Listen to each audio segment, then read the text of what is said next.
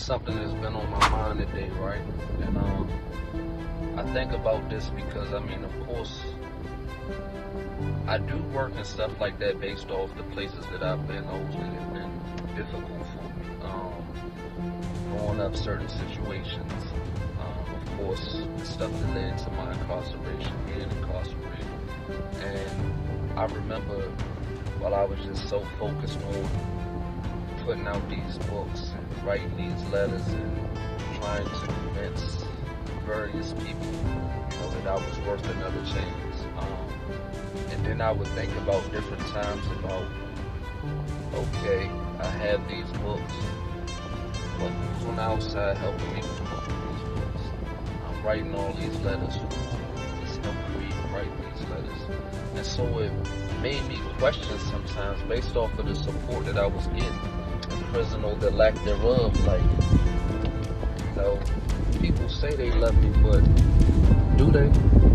And, based off of how I was going about things, I would say that I think a lot of times I based it on the actions, and it wasn't something that I was trying to get people to just do what I wanted them to do. But there were certain things that made me think, like, well, if a person loved me, then wouldn't they do this or wouldn't they do that? And I'm not talking about situations like when I was in there, and there's guys that'll play on various people, their loved ones or whatever, to get money for this, trying to look good in prison, or even trying to get high or whatever it is, to them, each his own. But that's not what I'm talking about.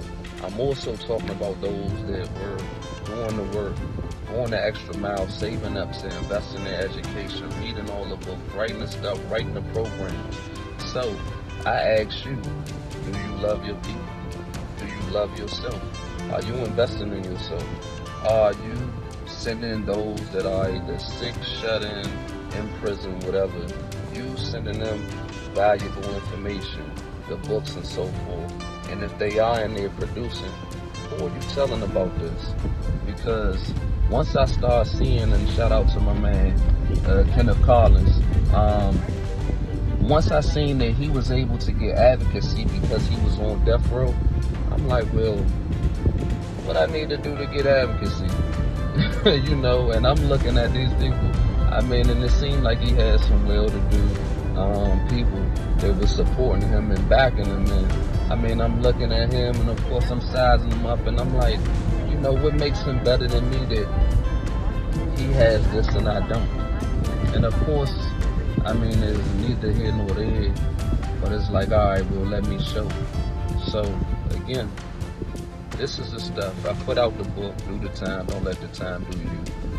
That's something that will definitely gear people into the right mindset of what they need to do to be productive citizens.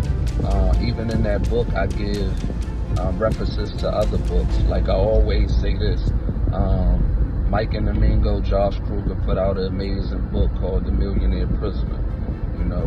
I don't suggest anybody become a millionaire prisoner, but get in the millionaire mindset so that when the time comes, you'll be prepared for your release.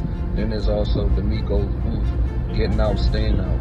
And I don't get no affiliate marketing thing for promoting them, but I'm going to speak the truth based off of what I know that has worked and helped me. And I've read hundreds of books other than these. All that have contributed in some form or fashion to having me think. But what I'm telling you is, if you love your people, invest in your people.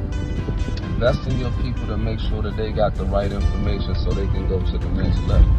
So I'm going to ask you if you love your people, because I remember the times that I've questioned that stuff, because in those hard times, whether you're incarcerated or not, when people start to abandon you, or not have an active role in your life, you question all these things, and then you get to see the real.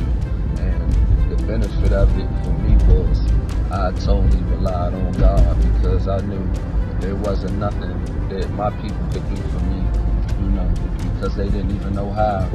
They didn't even know, because they weren't in that situation. So this is J.S. Russell, Writing Freedom, and I'm going to tell you to have on your